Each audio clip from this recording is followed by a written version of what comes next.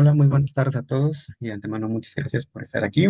Yo les voy a presentar lo que fue mi tesis de maestría, cual lleva por título Sistemática y Taxonomía de Corredores Mexicanos y las implicaciones para su conservación, el cual fue un trabajo que realicé bajo la asesoría de la doctora Cristina Maxwini, el doctor Jorge Ortega, la doctora Sandra Ospina y el doctor Gerardo Zúñiga. No obstante, antes de empezar con mi presentación, quisiera presentarles al protagonista de esta historia. Corredores Mexicanos es un murciélago vespertino híbrido endémico de México que hasta antes de febrero del 2014 tenía una distribución en lo que son los bosques templados de los sistemas montañosos de la Sierra Madre Occidental, la Sierra Madre Oriental y la Faja Volcánica pues, mexicana. Eh, la IUCN lo consideraba como una especie casi amenazada debido a que sus poblaciones actualmente se encontraban en un decremento, principalmente por las amenazas típicas que enfrentan los murciélagos, como lo que es la perturbación de sus sitios de refugio y el cambio el cambio de uso de suelo. Orinoríos mexicanos, junto con Townsend y Rafineschi, componen lo que anteriormente, o más bien lo que actualmente es el género Corynorhinus, salvo con algunas variaciones en lo que es el nombre. Em, es una especie insectívora que que se alimenta principalmente de lepidópteros. Es una especie cavernícola que se refugia principalmente en cuevas, aunque también se le ha visto utilizar minas abandonadas. Dada su morfología alar, se especula que esa especie es un acechador pasivo, es decir, no caza a sus presas directamente en el vuelo, sino que digamos que las atrapa cuando éstas se encuentran posadas sobre ramas o estáticas sobre alguna pared, algún tronco o alguna liana. También dada su morfología alar, se piensa que, al igual que otras especies del género Coenorhinus, presenta una baja dispersión, ya que no tiene la capacidad de poderse desplazar grandes distancias. Ahora, la hipótesis de que Corynorhinus mexicanos podía tratarse de un complejo de especies crípticas data de un trabajo publicado en el 2005, en el cual es un análisis filogenético del género, pero los autores particularmente encuentran que para el caso de Corynorhinus mexicanos, a pesar de solamente haber analizado 4 individuos de 2 localidades, encuentran una alta divergencia, una gran diferenciación genética dentro de estas poblaciones, ¿no? Ahora, en los complejos de especies crípticas es un fenómeno muy común en murciélagos. Actualmente muchas especies que se han descrito son justamente tras resolver estos complejos de especies crípticas. Y en el caso de los plecotinos, que es a la tribu a la cual pertenece Corynorhinus, pues los complejos de especies crípticas son bastante comunes, ¿no? Tal es el caso de Plecotus y de Barbastela, cuyos géneros anteriormente solo incluían un par de especies, pero hoy actualmente tienen al menos una decena de especies descritas y reconocidas. Para tomando en cuenta justamente esta hipótesis de las especies crípticas, nosotros nos pusimos como objetivo pues, determinar si esa diferenciación genética hallada en el estudio del 2005 era propiamente esto, diferencia entre específica o si realmente se trataba de un complejo de especies. Por eso en la primera parte de mi tesis lo que hicimos fue evaluar la variación genética entre las distintas poblaciones de lo que fue Corynorhinus mexicanos. Ahora, cabe recordar que para aquellos entonces, cuando realizaba mi tesis de maestría, estábamos en plena pandemia, por lo cual el trabajo de campo fue realmente bastante laborioso, pero no obstante, sí logramos cumplir los objetivos para poder resolver la primera parte de esta tesis de maestría. Entonces, volviendo al tema, nos pusimos como meta evaluar la variación intraespecífica o determinar si hay complejos de especies, utilizando 2 marcadores mitocondriales, que en este caso fue el citocromo B y el gen COI, así como un gen nuclear que fue el RAC2. Con las secuencias de estos 3 genes reconstruimos redes de haplotipos, estimamos la estructura genética de las poblaciones, pusimos a prueba dicha estructura genética a través de un análisis molecular de varianza, reconstruimos árboles filogenéticos y estimamos los tiempos de divergencia entre los diferentes linajes que ocurren dentro de lo que es Corynorhinus mexicanos, y también, para no quedarnos únicamente con árboles de genes, estimamos y reconstruimos árboles de especies para poder determinar las relaciones filogenéticas dentro de la especie. Ahora, en lo que se refiere ya a nuestros resultados, en lo que se refiere a la red de haplotipos, encontramos 3 haplogrupos marcados claramente en lo que es Corynorhinus mexicanos. El primer grupo, que les muestro aquí en azul, corresponde al grupo del norte de la Sierra Madre Oriental, compuesto por muestras de lo que es el estado de Coahuila, Nuevo León y el sur del estado de Nuevo León, en el municipio de General Zaragoza, ya muy cercano al estado de Tamaulipas. El segundo haplogrupo corresponde a lo que es la Sierra Madre Occidental en Durango, Zacatecas, pero también incluye muestras de San Luis Potosí. Y el tercer haplogrupo corresponde al grupo de la faja volcánica transmexicana que va desde Jalisco Tlaxcala, Veracruz, e incluye algunas poblaciones que geográficamente se encuentran en la Sierra Madre Oriental, pero se encuentran en el sur, muy cercanamente a la faja volcánica. Tal es el caso de las localidades de Querétaro y de Hidalgo. Ahora, como podrán darse cuenta, aquí incluí muestras de Corynurhinus townsendii, y que propiamente formaron su haplogrupo, como era de esperarse, pero esto lo hice porque en algunas localidades atrapamos a las subespecies en la misma localidad. Entonces, ante esa posibilidad muy mínima, pero siempre presente de poder estar mal identificando a los ejemplares, pues realmente por eso metimos muestras de Corynurhinus townsendii. Y vimos que aquellos townsendii que capturamos en las localidades que ocurrían en simpatría con mexicanos, pues realmente sí se agrupaban con la especie que le correspondía, que en este caso era Mexicanus o Townsend. En el caso del gen nuclear RAC2, no hubo una información tal cual, ya que no hubo patrón o un patrón de agrupamiento como lo vimos en los genes mitocondriales, por lo cual llegamos a la conclusión de que el RAC2 no fue informativo, no tuvo una buena resolución para poder resolver las relaciones de parentesco, o las relaciones más bien de agrupamiento de lo que es el linaje de Corynurhinus mexicanos. Ahora, en lo que se refiere al análisis de estructura genética, aquí hicimos dos análisis, uno con un programa que se llama Structure y otro con GenLang, que sí toma la información geográfica de las localidades. En el caso de Structure, vimos que primero el programa sí nos identificaba dos grupos claramente bien diferenciados. Uno corresponde al grupo de la Sierra Madre Oriental, el norte de la Sierra Madre Oriental, que son aquellas localidades del norte de Nuevo León, con Coahuila y con la parte sur de Nuevo León también pegado a Tamaulipas. Y el segundo grupo que corresponde a lo que son las localidades de la faja volcánica y de la Sierra Madre Occidental. No obstante, dentro de este grupo mayor, que está en color rosa, sí encontramos dos subgrupos, los cuales también tienen correspondencia geográfica. Uno corresponde propiamente a la Sierra Madre Occidental, con todas las muestras de Durango, San Luis Potosí y Zacatecas, y un tercer grupo, que es el grupo de la faja volcánica, con muestras de Querétaro, Hidalgo, Tlaxcala, Veracruz. Ya. Y en el caso de Jinla, también este programa o este análisis nos sugirió igual la presencia de tres grupos, los cuales corresponden a los mismos hallados por Structure en el reconocimiento de los dos grupos. Nuevamente, el grupo de la faja volcánica en color amarillo, el grupo de la Sierra Madre Occidental y el grupo de la Sierra Madre Oriental. Como podrán darse cuenta, en el caso de los dos análisis, pudo haber un poco, bueno, hay una discordancia en lo que es el reconocimiento como uno o dos grupos en lo que corresponde a los linajes de la Sierra Madre Occidental o de la Faja, pero en ambos, el grupo de la Sierra Madre Oriental, que corresponde a las localidades de Nuevo León, siempre se halló presente. O sea, definitivamente eso se trataba de un grupo claramente identificado y que tenía una estructura genética diferente respecto a los demás grupos. Cuando pusimos a prueba estos tres grupos de genéticos dentro de lo que es Corynurhinus mexicanos, hallamos que justamente gran parte de la variación intraespecífica, o más bien gran parte de la variación genética dentro de la especie era explicada por este patrón de agrupamiento. Y nuevamente, Sierra Madre Oriental es uno de los grupos claramente distinguibles del resto. Ahora, también calculamos la distancia genética entre las diferentes poblaciones de Corynurhinus mexicanos, y aquí el resultado fue bastante interesante. Porque cuando tomamos en cuenta las muestras de la Sierra Madre Occidental y de la faja volcánica, que es este primer par de haplogrupos, y lo comparamos con Corynurhinus townsendii, la cual es una especie ya plenamente identificada y ampliamente reconocida, vemos que la distancia genética está entre el 7 y el 9%. Ahora, si comparamos nuevamente el linaje de la Sierra Madre Occidental y de la faja volcánica, pero lo comparamos con el linaje de la Sierra Madre Oriental, que es este en color azul, vemos que la distancia genética está entre el 11 y el 13%, lo cual es incluso mayor a la que hay entre dos especies claramente reconocidas como lo que es mexicano del centro y occidente del país, con lo que es Townsendii en general, ¿no? Y ahora, entre los grupos de la Sierra Madre Occidental y de la faja volcánica, vimos que la distancia interespecífica es apenas entre el 1 y el 3%, lo cual es mínima a la que hay con respecto a Townsendii y mucho, mucho menor a la que hay respecto al grupo de la Sierra Madre Oriental. Ahora, en cuanto a los análisis filogenéticos, lo que hallamos fue que Corynurhinus mexicanos, en un sentido estricto, no es un grupo monofilético, ya que el grupo de Nuevo León se recuperó como un linaje independiente de lo que es Corynurhinus mexicanos del centro y del occidente, y que dada esta topología, este linaje de la Sierra Madre Oriental era el clado hermano o linaje hermano del clado formado por Corynurhinus mexicanos del centro y del occidente más Corynurhinus townsendii.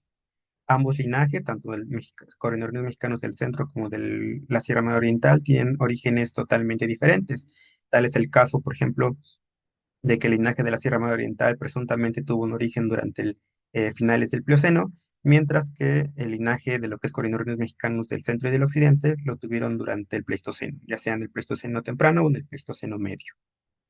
Ahora también el árbol de especies recuperó el mismo patrón de agrupamiento, en el que podemos ver que corindornios mexicanos de la Sierra Madre Oriental es el grupo hermano de Townsend y de mexicanos del centro y del occidente. Esta topología se recuperó en la mayor parte de las topologías estimadas. En una mínima número de topologías no se recuperó este patrón. Sin embargo, en esas pequeñas o en esas pocas topologías recuperadas, el grupo de la Sierra Madre Oriental estaba emparentado con Corynurrinus townsendii. Entonces, de una u otra manera, ninguna topología recuperó a Corynurrinus mexicanos de la Sierra Madre Oriental con los linajes de la Sierra Madre Occidental o de la faja volcánica. Entonces, tomando todo esto en cuenta, de que Corynurrinus mexicanus no es un grupo monofilético y que por ende entra en conflicto con lo que conocemos como el concepto filogenético de especie, que solo reconoce como válidas a las especies como grupos monofiléticos. Si a eso le sumamos que hay una gran distancia genética entre los linajes, lo cual, según el concepto genético de especies propuesto por Bradley Baker, supera el 10%, que es el mínimo por el cual, según esos autores, proponen que si dos poblaciones tienen al menos este nivel de divergencia genética en citocromo B, es decir, el 10%, pues ya se le podrían considerar propiamente especies. Ahora, también si tomamos en cuenta que la estructura genética sugiere que no hay zonas de hibridación, al menos no visibles, así como zonas de integración, es entonces que probablemente sí estamos ante una cuarta especie del género de Corynurrinus y que en este caso Corynurrinus mexicanus sí pudiese tratarse de un complejo de especies críticas. Pero ahora, eso es con evidencia molecular. ¿Qué hay de parte de la evidencia morfológica? Bueno, en la parte 2 de mi tesis de maestría, lo que nos pusimos fue, el objetivo que nos propusimos fue evaluar si existen rasgos morfológicos, sobre todo asociados a la oreja, al trago, la tibia, la pata y el antebrazo, así como lo que es la forma del cráneo y de la mandíbula, entre los diferentes grupos genéticos que habíamos encontrado anteriormente en el análisis molecular. Para ello utilizamos el análisis de ejemplares de museo que habían sido previamente colectados por diferentes naturalistas y científicos del país y tomando siempre en cuenta a la hora de hacer las comparaciones, pues la presencia de un dimorfismo sexual, lo cual es ampliamente pues, recomendado por estos tipos de análisis y aparte que ha sido reportado para varias especies de vespertilionidos, incluidos las especies del género Corynurus. ¿Para qué obtuvimos en esta parte? Pues en general Corynurrinus de la Sierra Madre Oriental, de la faja volcánica y de la Sierra Madre Oriental son muy parecidos externamente, salvo en algunos grupos, en algunas excepciones. Tal es el caso en el grupo de los machos, en donde el antebrazo de los individuos de la faja volcánica son relativamente más largos respecto a los machos de la Sierra Madre Oriental y de la Sierra Madre Occidental. Esto nosotros lo explicamos de cierta forma por la regla de Bergman. Y es que esta regla postula que aquellos individuos o aquellas especies o individuos de ciertas especies o de poblaciones que se distribuyen en lugares más fríos o incluso con mayor altitud, pues tienden a tener tamaños corporales mucho más grandes. Esto por una relación o más bien por un beneficio económico en términos fisiológicos, sobre todo de termorregulación y metabolismo. Entonces, como pueden ver, en el caso de los individuos de la faja volcánica transmexicana, son justamente aquí en el lado izquierdo, individuos que proceden de localidades mucho más frías y de localidades mucho más altas, lo cual encaja perfectamente con lo que es la regla de Bergman. Fuera de eso, no encontramos ninguna diferencia en ningún carácter externo entre hembras y machos de los tres grupos genéticos, de los tres linajes. No obstante, en donde sí encontramos diferencias fue en la forma de la mandíbula entre los diferentes linajes y que sí respalda de cierta forma también la diferenciación o este patrón de diferenciación entre el linaje de la Sierra Madre Oriental respecto al resto de linajes. Y es que tanto para hembras como para machos encontramos que hay una diferencia en lo que es la forma del ramus mandibular. Concretamente, como pueden ver en este representación de los landmarks hechos o realizados para evaluar la forma de la mandíbula, vemos que en el caso del proceso condilar y el proceso de coronoides, que son, digamos, las puntas externas de la mandíbula, podemos ver que estos están ubicados a diferentes distancias y a diferentes alturas. Esto se ha visto asociado, sobre todo esta posición de los procesos condilares y del coronoides, en lo que es el tipo de dieta, particularmente la dureza de las presas. Y es que aquellas especies de murciélagos que presentan procesos de coronoides y del cóndilo mucho más separadas o con una mayor altura, tienden a estar especializados o ciertas preferencias a dietas duras, como pueden ser ciertos escarabajos, mientras que especies que presentan procesos condilares y del coronoides a la misma altura, con una misma o un distanciamiento mucho menor, se le ha visto asociado a dietas mucho más blandas, principalmente asociadas a lepidópteros. Ahora, con eso no quiero decir que el grupo de la Sierra Madre Oriental respecto al resto tenga una diferenciación de la dieta o que coma insectos más duros, pero sí nos da un primer indicativo de que probablemente hay ahí un proceso ecológico asociado a la dieta que pudiese estar marcando esa diferenciación o esta capacidad de poder diferenciar un linaje de otro en términos ecológicos. Ahora, también notamos que en ciertos grupos, en los individuos del norte de la Sierra Madre Oriental, sí encontramos un patrón de dos bandas en lo que es el pelaje dorsal.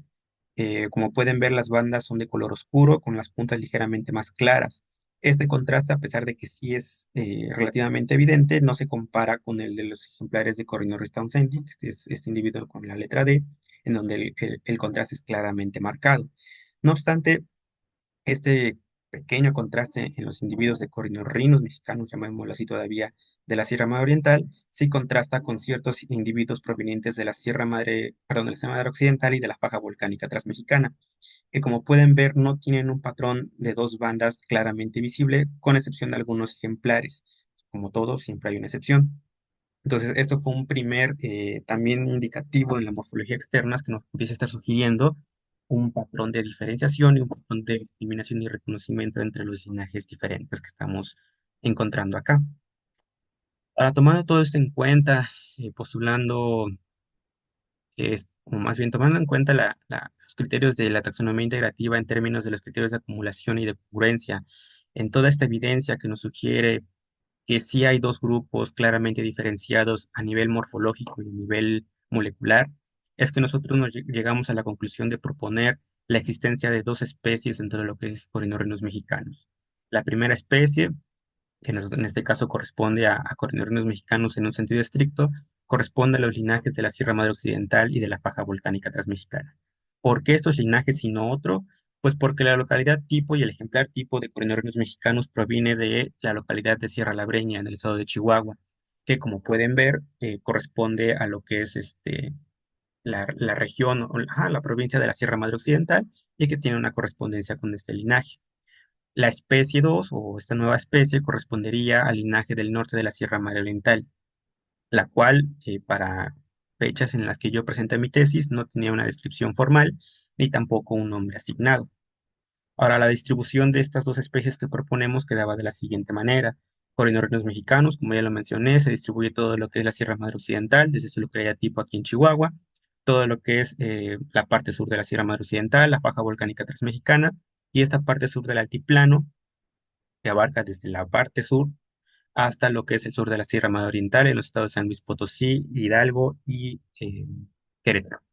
Y la especie 2 que corresponde a esta nueva especie, en los estados de Tamaulipas, en el sur de Nuevo León, la parte de Coahuila y Nuevo León, lo que es la Sierra de Zapalinamé, la parte de la Sierra Plegada, y hasta las Islas del Cielo, que son estas pequeñas sierras que se encuentran en el centro y norte de Coahuila.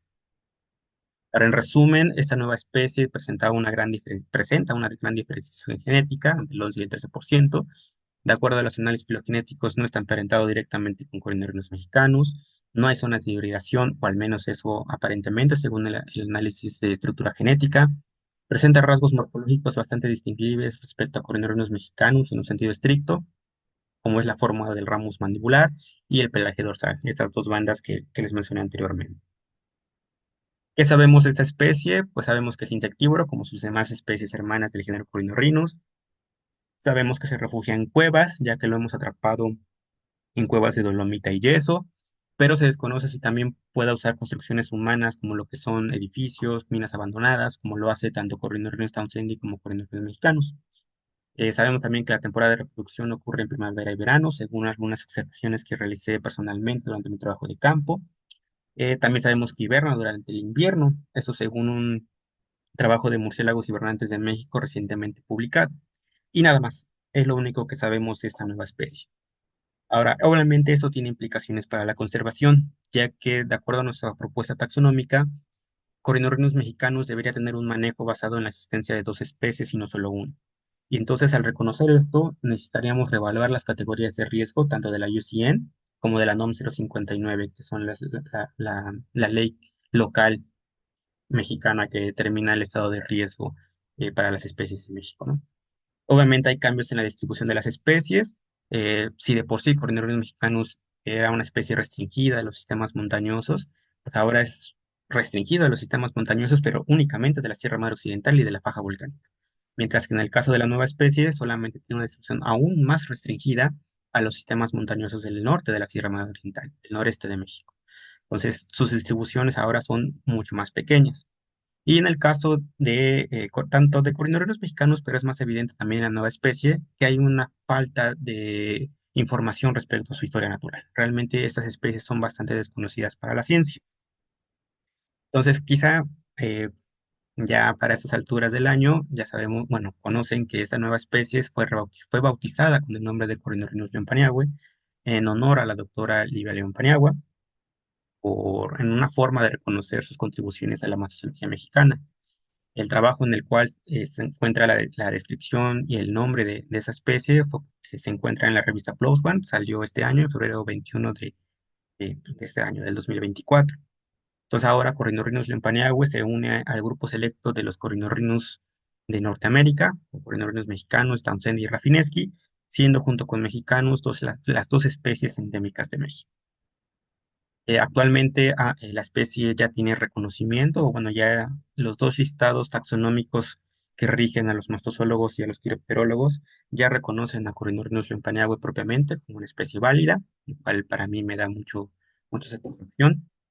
Ya lo pueden encontrar en cualquiera de los dos portales, tanto de la ASM como en el de Bad Names. Y bueno, ¿ahora qué sigue? Pues recientemente me acabo de incorporar a mis estudios doctorales, en donde pretendo responder preguntas de historia natural de esta nueva especie de Corynurhinus paniagüe, pues para tener información básica que nos pueda ayudar a lo que son la elaboración de estrategias de conservación. Entonces es ahí donde yo recurro a ustedes, a la comunidad científica, a la comunidad de mastozólogos mexicanos, ya que actualmente me encuentro en búsqueda de refugios de esta especie, ¿no? Puede ser de cualquier especie de Corynurhinus. A lo mejor eh, sea difícil distinguirlos si no antes atraparlos, pero bueno, yo confío en cualquier refugio de Corynurhinus ubicado en el noreste de México, en el cual me pueda servir para poder determinar si hay o no Corynurhinus paniagüe y de ahí poder realizar mis estudios de doctorado. Y pues mi contacto es este es mi correo institucional. Cualquier información respecto a esta nueva especie que me puedan brindar, pues se los agradeceré bastante. Y ya para finalizar, quiero agradecer a todas las personas y a todas las instituciones que hicieron posible este proyecto, las cuales fueron bastantes, no me daría tiempo para poder este, mencionarlas a cada una de ellas.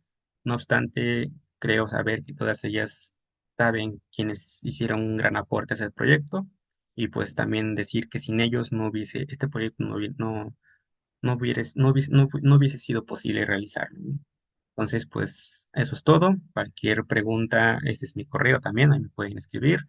O directamente en el Facebook de la MAC, también estaré ahí para poder responder cualquier comentario o cualquier inquietud o pregunta que tengan respecto a este proyecto de investigación. Y si no, también pueden pues, revisar el artículo. Es Open Access, está totalmente libre tanto en el portal de la revista como en el portal de la UV y también en el portal del MAC. Bueno, eso es todo. Agradezco su atención y pues eso. Hasta luego.